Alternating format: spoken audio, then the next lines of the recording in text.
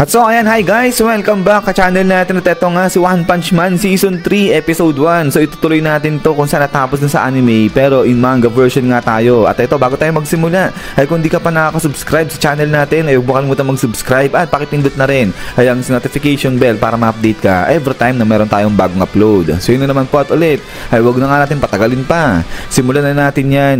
At so yung sa ending nga ni Season 2 ay etong si Saitama tinalo, etong si Elder Centipede at walang natirang bakas dyan, etong si Elder Centipede. So now, ang continuation niyan is dito naman na balik ngayon sa may headquarters ng Hero Association at dito ay nag-uusap na etong mga executives at pinag-uusapan nila rito yung nangyaring damage doon sa city, pati na rin yung pagkatalo ni Elder Centipede. At dito ay hindi nga sila makapaniwala dahil walang naiwang bakas kay Elder Centipede at ngayon sinasabi nila ang talagang makakagawa lang yan si King. So akala nila si King na naman yung tumalo doon kay Elder Centipede. At sabi nga nila rito, swerte sila kasi nga kasama nila dyan sa Hero Association ayan si King. But then ay itong isa sa mga executives bigla nagsalita siya, sabi niya nga rito, pero yung pagdating kay Hero Hunter na kasi Garo, hindi nila pwedeng palagpasin yan.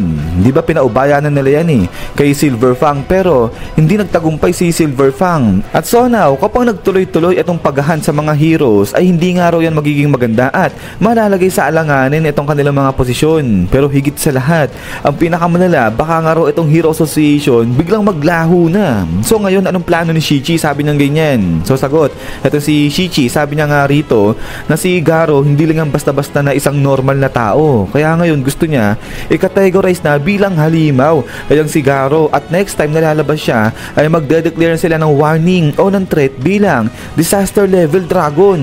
So ngayon dito biglang sagot itong isa sa mga executives. Sabi niya nga rito, pero di ba sa totoo, itong si Garo tao lang yan So may tao ba talaga na kayang makipagsabayan sa mga Class S heroes nila tapos bare hands lang yung gamit? At so kaya ito yung isa pa sa mga executives ay sabi na useless nga raw itong strategy na sinasabi ni Shichi. Pero ito nga sagot si Shichi, sabi niya nga rito na talagang hindi nila ina-expect na di matatalo ni Silver Fang ang si Garo. Pero ganun pa man rin ay nakapagbigay naman ng matinding pinsala itong si Silver Fang dyan kay Garo. So kaya nga dahil rito possible o mataas-taas yung chance niya na hindi talaga sasali etong si Garo sa Monster Association at eto nga raw yung isa sa mga positive outcome na pwede nilang i-expect. Pero umalma nga rito etong si Manong at sinabi na tawagin na nga nila ngayon din ay ang si Blast dahil siya nga yung top rank hero nila pero hanggang ngayon wala siyang ginagawang aksyon. So lahat na lang daw nakasikret pagdating dyan nga sa pagkatao ni Blast. So naiinis etong si Manong. Pero eto nga bilang sagot si Shichi at sabi niya nga rito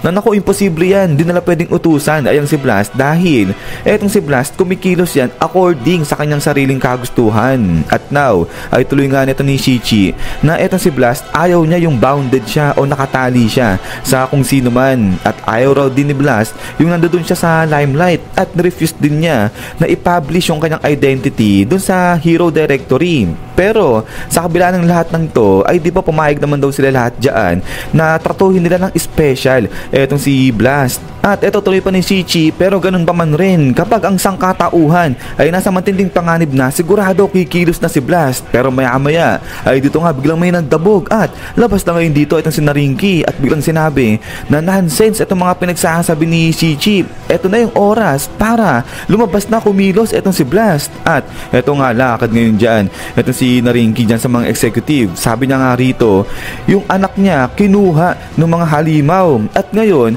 magto 24 hours na pero hindi pa rin nila nare-rescue yung kanyang anak. Sa tingin daw ba nila ano yung dahilan bakit siya nagbubuhos ng pagkarami-raming pera dyan sa may Hero Association? But then ay labas na nga rito itong si Sekingal at sinabi na pinapangako niya ililigtas nila itong anak ni Narinki. At eto tuloy pa nga ni Sekingal, alam niya itong naramdamang takot sa kapag-aalala ni Narinki dun sa anak niya. Pero humihingi sila ng konting pasensya pa dito kay Narinki dahil sa mga oras ng araw na to habang nag-uusap sila pinipinpoint na nila kung nasaan yung pinaka-base ng mga halimaw. At eto ngayon biglang sagot si Narinki, sabi niya nga dyan, teka sino ka ba? So sagot, eto si Sekingal, sabi niya nga dyan, ako si Sekingal, commander ng rescue operation para sa anak mo. At so pagkatapos nga nito ay dyan na rin natapos itong kanilang meeting at dito na nga ngayon pinatawag itong sila Tatsumaki. At eto nga sabi ni Tatsumaki, anong operation, rescue operation yung sinasabi mo? As if naman na meron kang plano, sabi niya ganyan kay Sekingal. Sekingal.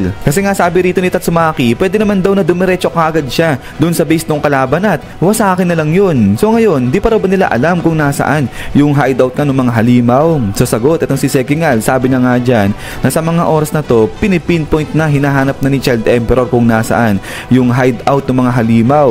Pero ito nga, bilang sabi dito ni Tatsumaki, di ba yung hideout siya sabi na nandun lang banda sa may Z-City, yung ghost town na yon. Gusto raw ba nito ni Sekingal, napasabugin na lang kagad ni Tatsumaki yung city. So ito, sabi nga ni Sekingal, meron silang hostage, kaya kung po pwede, mag-ingat itong sila Tatsumaki. But then, ay ito nga sagot, itong si Tatsumaki, sabi niya nga dyan, kung ano-ano pang mga underhanded o pandadaya yung ginagawa ng mga halimaw. Pero sa bagay, kung di nila gagawin yan, ay wala rin silang magagawa laban rito kay Tatsumaki. At ito nga, dagdag pa ni Tatsumaki, sigurado mga takot lang yan sa akin sabi niya ganyan. So ang angas nito ng babae na to. Pero ito nga, bilang sagot, ito si Sekingal, sabi niya nga dyan, na huwag maliitin ni Tatsumaki yung mga halimaw kasi nga malalakas sila, sabi niya ganyan. But then, ay ito nga, bilang napaseryoso itong si Tatsumaki at sinabi, nasawang-sawa na siya sa mga warning nito ni Sekingal sa kanila. Yan lang daw ba talaga yung dahilan kung bakit sila pinatawag, yung magbigay ng warning sa kanila? Masyado raw ino-overestimate na talaga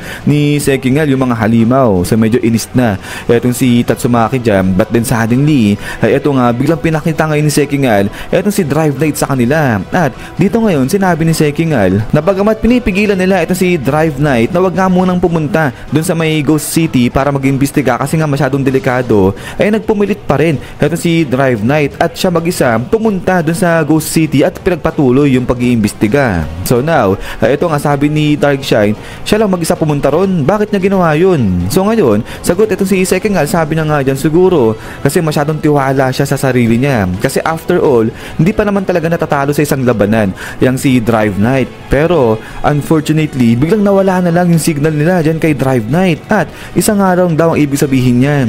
Ibig sabihin natalo ay ang si Drive Knight. So dito ay napatahimik ngayon itong tatlong Class S heroes natin dyan. At then ay eto nga, biglang salita si Tatsumaki at sinabi na kung ganyan yung nangyari, aba, dapat bilisan na ni Sekingal yung kanyang trabaho. Buuin niya kaagad yung team para dun sa rescue operation. Eh sino pa raw ba yung hinihintay neto ni Sekingal? So sagot, etong si Sekingal, sabi niya nga rito na yung Monster Association, binigyan sila ng 3 araw o 3 days na ultimatum. So now, naniniwala etong si Sekingal na bago dumating yung araw na yon ay darating araw dyan yung mga inaasahan nilang tao at magsasama-sama sila. But then ay dito nga sa isa sa mga city ay biglang labas na nga dyan etong si Zombie Man at eto ngayon pinagmamasdan niya etong building na to. So dito sabi nga ni Zombie Man, parang di siya ganun kalaki pero huli ka ngayon, sabi niya ganyan. At then ay pagkatapos nga nito is yan guys, so hanggang dito lang itong video natin para kay Season 3 manga series natin nga para dito kay Kalbo. So ayan, abang-abang lang para sa episode 2 at yun nga guys, ay maraming salamat sa panonood dito sa channel natin. So huwag niyo pala kalimutan mag-iwan ng like kung matripan nyo. So lagi mag-ingat, God bless niyo lahat at kita-kits tayo ulit.